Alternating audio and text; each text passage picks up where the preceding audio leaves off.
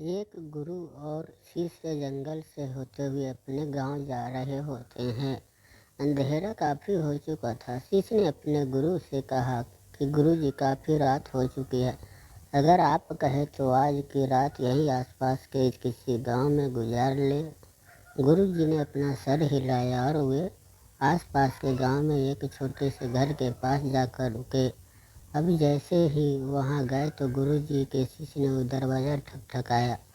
उस घर से एक गरीब आदमी बाहर आया तो गुरुजी ने बोला, हम अपने गांव जा रहे थे, लेकिन काफ़ी रात होने के वजह से हमने इस गांव में रुकने का सोचा। क्या हम आज रात आपके यहाँ रुक सकते हैं? गरीब आदमी बोला, क्यों नहीं, आप दोनों अंदर आ जाइए। अब जैसे ही गुरुजी अंदर गए, उन्होंने देखा कि उस आदमी के घर में बहुत ज़्यादा गरीबी थी। गुरुजी ने उससे पूछा कि आप काम क्या करते हो? वह गरीब आदमी बोला कि मेरे पास बहुत सारी ज़मीन है। तो गुरुजी ने बोला, अगर तुम्हारे पास बहुत सारी ज़मीन है तो इस तरह से क्यों रह रहे हो? वो आदमी बोला, यह किसी काम की नहीं है।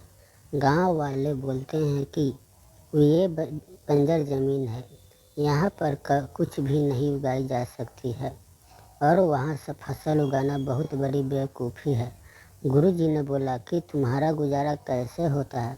उसने बोला कि मेरे पास एक भैंस है जिससे मेरा पूरा घर चलता है। ये सुनने के बाद गुरुजी सो जाते हैं और रात में जब सब लोग सो रहे होते हैं तब गुरु जी अपने शिष्य को उठाते हैं और उस गरीब आदमी की भैंस लेकर अपने गांव चले जाते हैं। शिष्य ने अपने गुरु से पूछता है कि गुरु जी, कहीं आप ये गलत तो नहीं कर रहे हैं? उस गरीब आदमी की रोजी रोटी इसी भैंस की वजह से चलती है। तो गुरु जी अपने शिष्य की तरफ देखते हैं और मुस्कुराते हुए आगे बढ़ जाते हैं।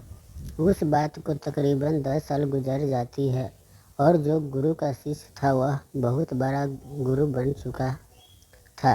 तो एक दिन उन्हें उस गरीब आदमी की याद आती है कि मेरे गुरु ने उस आदमी के साथ अच्छा नहीं किया था। मुझे एक बार चलकर देखना चाहिए कि वह आदमी अब किस परिस्थिति में है। वह शिष्य उस गांव की तरफ जाता है और वहां जैसे ही पहुंचता है तो वह देखता है कि जहां पर उस गरीब आदमी का झोपड़ा था वहां पर एक बड़ा ही आलीशान महल बन चुका था और उस झोपड़ी के बाहर जो बंजर ज़मीन थी उस पर फल और फूलों के बगीचे थे।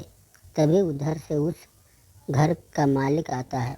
शिष्य उसे पहचान लेता है और उस आदमी को बोलता है कि तुमने मुझे पहचाना, मैं अपने गुरु जी के साथ आया था, हमने एक रात के लिए आपके यहाँ रुके भी थे।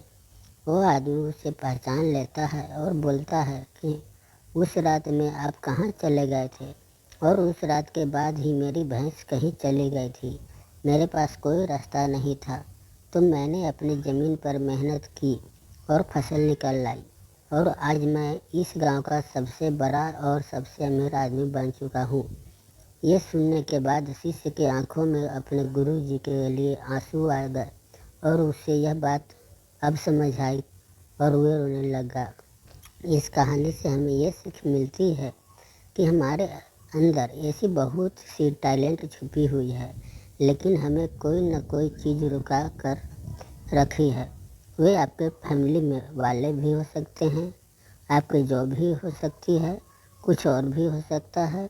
देखिए, आपके पास भी तो भैंस की जैसी कोई दूसरी चीज़ तो नहीं है जिसने आपको आगे बढ़ने से रोक कर